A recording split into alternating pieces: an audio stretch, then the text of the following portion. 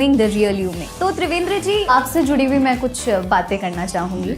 जब जैसा कि मैंने बताया, मैं आपके बारे में काफ़ी पढ़ रही थी, एक हफ्ते से मैं पढ़ रही हूँ, रिसर्च कर रही हूँ आपके बारे में।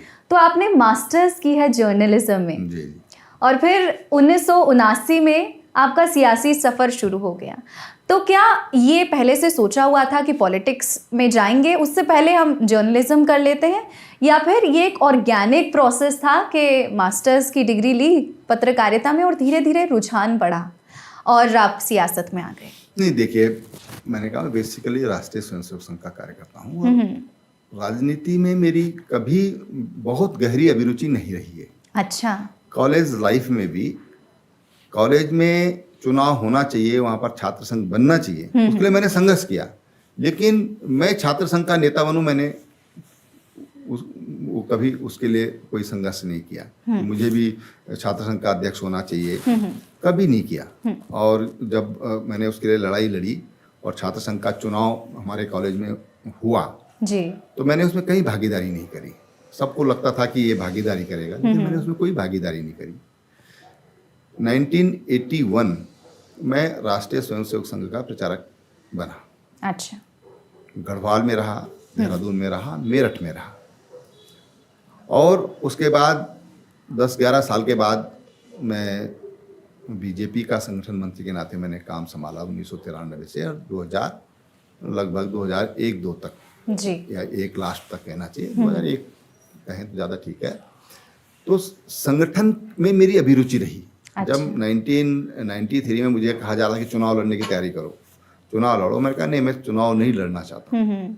मैंने मना किया स्पष्ट, और मैंने कहा कि मैं संगठन का कार्य करता हूँ, मैं संगठन में मेरी अभिरुचि है। तो मुझे कहा गया चलो तुम बीजेपी का संगठन का काम देखो फिर।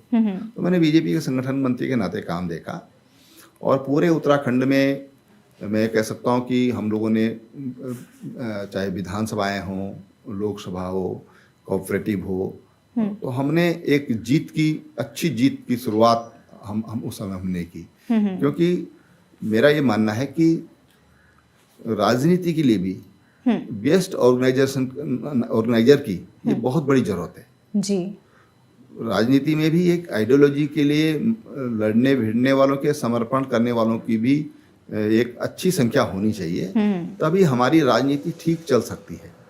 नहीं तो फिर राजनीति केवल कुर्सी की राजनीति हो जाती है, सत्ता की राजनीति हो जाती है कि किसी तरह से हम कुर्सी पे बने रहें, उसके लिए आया राम गया राम, इधर उधर जहाँ भी जाना है लुढ़कते पुढ़कते रहो और अपनी कुर्सी संपचा के रखो। तो हम उस तरह की राजनीतिक व्यक्ति या उस तरह की राजनीति में हमने कभी विश्वास नहीं किया, और ये माना कि भाई राजनीति देश के लिए बहुत जरूरी है। कोई भी काम अगर हम करना चाहते हैं, कोई वैज्ञानिक कोई काम कर रहा है तो उसके साथ राजनीतिक इच्छा शक्ति नहीं जुड़ती है तो वैज्ञानिक वैसे उसकी रिसर्च वैसी की वैसी रह जाएंगी। तो बहुत जरूरी है कि उसके साथ राजनीतिक इच्छा शक्ति हो। हम पर्यावरण की बात करते हैं, आज पर्यावरण संरक्षण के लिए अगर उसके साथ राजनीतिक इच्छा शक्ति नहीं, कुछ भी काम हो, मैं समझता हूँ 1-2 उदाहरण देना काफ़ी रहेगा। तो कोई भी सिद्धि अगर हम चाहते हैं तो उसके साथ राजनीतिक इच्छा शक्ति का जुड़ना बहुत जरूरी है। और इतना हम मानते हैं कि राजनीति इसके लिए होनी चाहिए, सौदेश्य राजनीति होनी चाहिए। अच्छा त्रिवेंद्र जी, हम और आप देहरादून में बैठे हुए हैं, ठीक ठाक ठंड का मौसम है, लेकिन हमारे पड़ोसी राज्य बिहार में, जैसे आपने आया राम गया राम का जिक्र किया, तो अभी मेरे दिमाग में ये सवाल बना कि वहाँ पर नीतीश कुमार मुख्यमंत्री पद की शपथ ली है और दोबारा शपथ ग्रहण की है, लेकिन बीजेपी का दामन थाम कर। क्या लगता है कितना फायदा हो पाएगा आगे जाके? नहीं, देखिए, कई बार क्या होता है कि राजनीति में बड़े हित के लिए कुछ चीजें त्यागनी पड़ती हैं, छोड़नी पड़ती हैं। मकसद, आपने किस मकसद से सब कुछ किया है, वो मकसद स्पष्ट होना बहुत जरूरी है कि हम किसको चुने। नीतीश कुमार जी ने भारतीय जनता पार्टी को चुना है तो निश्चित रूप से बिहार का भला ही होगा। अच्छा। देश की राजनीति का भला ही होगा, ये मेरा मानना है। और यही सोच करके ये जो नीतीश कुमार जी ने शायद भारतीय एनडीए को ज्वाइन किया है। अच्छा, बिहार की राजनीति की बात कर ली, उत्तराखंड की राजनीति पर जब हम गौर करते हैं तो जब से उत्तराखंड का गठन हुआ 2000 से ही, भारतीय जनता पार्टी का कोई ऐसा मुख्यमंत्री नहीं रहा है जिसने अपना फुल फ्लेज्ड टेन्योर पूरा किया है। हालांकि कांग्रेस के मुख्यमंत्री रहे जिन्होंने अपना फुल फ्लेज्ड टेन्योर पूरा किया, लेकिन क्या लगता है ये जो पैटर्न है उसकी वजह क्या है? नहीं, देखिए, ये ठीक होना चाहिए, ये उचित नहीं है। और किसी भी व्यक्ति को पूरा समय मिलना चाहिए काम का। और विकास के लिए, अगर विकास की राजनीति करनी है तो उसके लिए बहुत जरूरी है कि राजनीतिक स्थिरता हो। जी, मैं सैद्धांतिक रूप से इस बात का पूरी तरह सहमत हूँ। बाकी क्या क्या कारण है सब जानते हैं, अलग अलग समय पर अलग अलग कारण होते हैं। और लेकिन अगर राजनीतिक स्थिरता है तो उसमें विकास ठीक तरीके से हो सकता है। पार्टी की सोच, लीडर की सोच, लीडर का विजन, ये तभी क्लियर हो पाता है। बिल्कुल। अच्छा, उत्तराखंड का गठन हुआ, आप बहुत ज़्यादा एक्टिवली उस मूवमेंट में इन्वॉल्व थे। अभी विकास की भी आपने बात की, कितना विकास हो चुका है उत्तराखंड का जब से गठन हुआ? देखिए, उस राज्य बनने के बाद निश्चित रूप से जो विकास की गति है उसमें काफ़ी तेजी आई है। अगर हम तब देखें, तब का हम यहाँ का इंफ्रास्ट्रक्चर देखें, यहाँ का टूरिज्म देखें, यहाँ का हॉर्टिकल्चर देखें, यहाँ का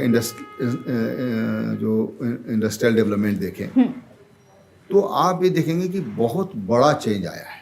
अच्छा, यहाँ पर बिजली की व्यवस्था देखेंगे उस समय क्या थी, पानी की स्थिति क्या थी, तो तब और आज में बहुत बड़ा चेंज दिखाई देता है, बहुत बड़ा चेंज दिखाई देता है।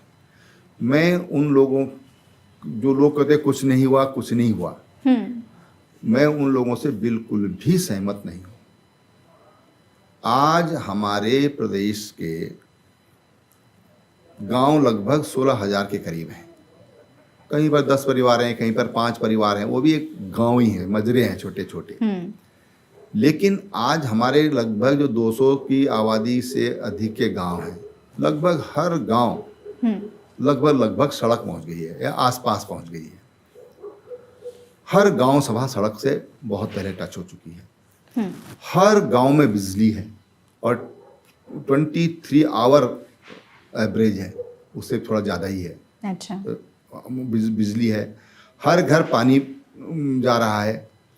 आज school, college, universities, technical university, private college, private management college आज उत्तराखंड में बहुतायत में है, बहुतायत में खुले हैं। तो हर जगह आज अगर हम देखेंगे तो बहुत बड़ा चेंज आया है। मुझे तो जब मैं मुख्यमंत्री बना था 2017 में, मेरे पास उस समय 934 डॉक्टर थे, और जिस दिन मैंने मुख्यमंत्री का छोड़ा उस दिन मेरे पास लगभग 2,500 डॉक्टर थे।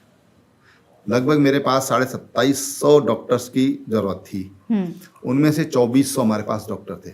और ये भी इस वजह से थी कि जो विशेषज्ञ डॉक्टर हैं वो मिले नहीं। मैंने उड़ीसा में कोशिश करी, मैंने दक्षिण में कोशिश करी, मैंने आर्मी चीफ से उस समय बातचीत करी कि आर्मी के रिटायर्ड डॉक्टर हमको मिल जाए, पर विशेषज्ञ डॉक्टर मिले नहीं। आज भी उनकी कमी है, पूरे देश में कमी है। और इसलिए हर सेक्टर में आप देखिए तो बहुत अच्छी तरक्की हुई है, ये मैं कह सकता हूँ। लेकिन डेवलपमेंट ये सतत प्रक्रिया है, सतत प्रक्रिया है।